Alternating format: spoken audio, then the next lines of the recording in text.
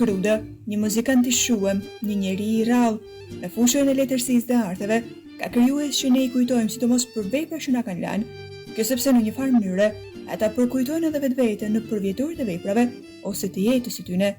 Por ka artistë po aty në fushave që veprat e tyre i kanë shpërndarë në brezje që kanë edukuar mësue.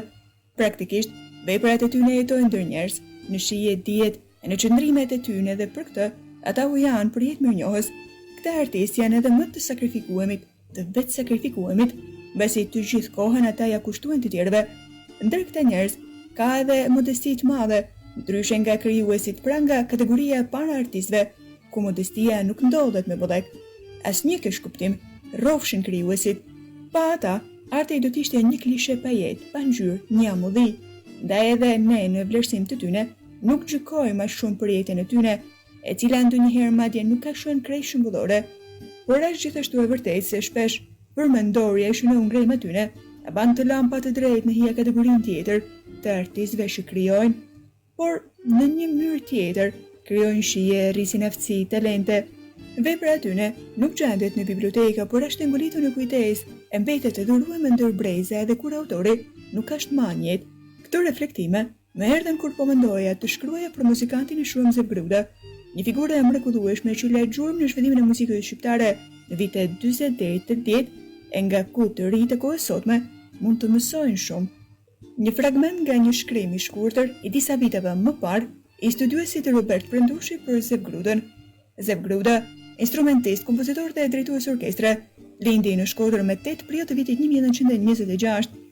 Në vitin 1929 i vdes ëma dhe Zefi në 3 vjeçar e merr në ndaje për të rritur.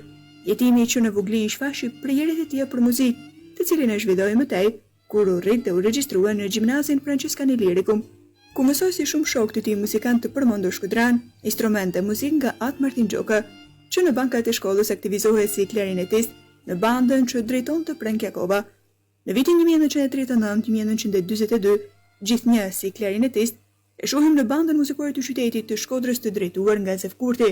Dhe në vitin 1944, Ministria e Arsimit e asaj kohe akordon një burë studimi për në konservatorinë e Vienës, të cilën Zefi refuzon dhe bashkohet me shokët për shlirimin e adot. Gjatë kohës së luftës krahas detyrave luftarake, ai orkestroi këngë partizane të kompozuara nga Dora Leka, të cilat pas shlirimit u përdorën si marshe në shlirimin e Tiranës. Ndërkohë, ai kalon në bandën e ushtrisë në shtëpinë qendrore të UPSH deri në vitin 1949. Nga fundi i këtij viti deri në vitin 1955 është orkestrant i Orkestrës Simfonike të Filharmonisë së Shtetit, si solist instrumenti të oboes. Në vitin 1956 kalon si muzikant në profesion të lirë dhe ndërkohë drejton Orkestrinën e Estradës së Shtetit në Tiranë, e më vonë si orkestrant i Orkestrës së Hotel Dajtit. Është antar i Lidhjes së Shkrimtarëve dhe Artistëve të Shqipërisë, që në krijimin e kësaj organizata artistësh shqiptar në Tiranë. Gjatë veprimtarisë në fushën e muzikës që në moshën e 17 vjeçare dhe më vonë në Tiranë, ka orkestruar këngë për vekla frymore të bandës dhe këngë të muzikës së lehtë popullore. Si muzikant, ai ka mbledhur transkriptuar këngë popullore shkodrane, numri të cilave arrin deri në 200 dorëshkrime të ruajtura në shtëpi. Së bashku me ato, ka të ruajtura edhe 20 për sherife. Me peripeci të kohës, është përballur edhe muzikanti Zef Gruda dhe pas vitit 1959, sërish i jepet e drejta ushtrimit të profesionit si muzikant.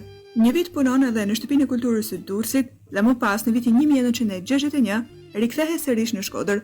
Në shtator të vitit 1961 emërohet në qytetin e Kukësit si drejtues i muzikës në Shtëpinë e Kulturës së Kukësit. Në vitin 1962 martohet me Antonita Margjini, mësuese në Shkodër. Ata jetuan në Kukës deri në vitin 1978. Gjatë qëndrimit të tij 16 vjeçar në këtë qytet, ai ka kryer shumë punë herësh, si drejtues muzike, instrumentiste, drejtues i Orkestrës së Estradës. Një ndër sukseset e tij në këtë qytet, që edhe krijimi i orkestrës popullore me vegla të temperuara, e para e këtij lloji në Shqipëri. Me këtë orkestër kanë debutuar ndër veprimtari të ndryshme kombëtare, si Festivalin Kombëtar të Ushtarit 2 herë, në festivalin me rastin e 500 vjetorit të vdekjes së Skënderbeut, në festivalin e radio televizionit 4 herë, në festivalin e dytë kombëtar të Gjirokastrës ku janë vlerësuar me medalje dhe diploma. Ka krijuar edhe bandën e qytetit të Kukësit. Në fund të vitit 1978, kthehet familjarisht në qytetin e lindjes kur dhe doli në pension.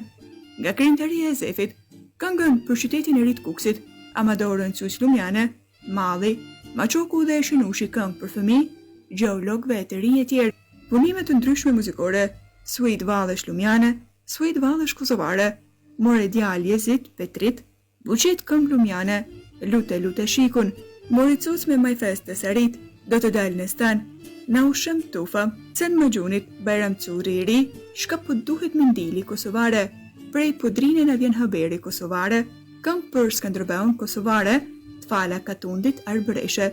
Kam ledhur dhe transkriptuar këngë dhe valle folklorike kuksiane me titull Ushton gjadhica të përgatitura për botim, të mbledhura dhe të transkriptuara pjesë të ndryshme të folklori shkodran, të deputuara në Festivalin Kombëtar të Gjirokastrës, vdiq në Shkodër më 9 mars të vitit 1989, i harruar dhe i pavlerësuar kurrë nga pushteti në fuqi.